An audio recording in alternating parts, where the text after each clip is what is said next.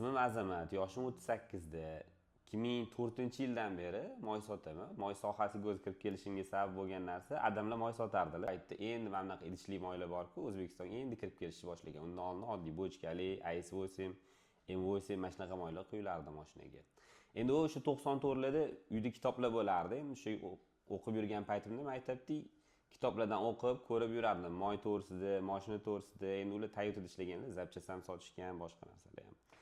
2004 ishga kirganimda уже srazi moy to'g'risida hamma narsani endi o'qib o'rgangan bo'lganim, уже srazi sotuvchi qilib magazinga qo'yib qo'yishgan. O'sha paytdan уже sotardim. Shunaqa уже 22 yil bo'lib tushishni boshlaganimga. Vaqt o'tishini qarang. Adamlar bitta gaplari bor, daraxt bitta joyda ko'karadigan, o'sha gapga amal qilaman. Shu sohadan boshqa sohaga o'tmayapman.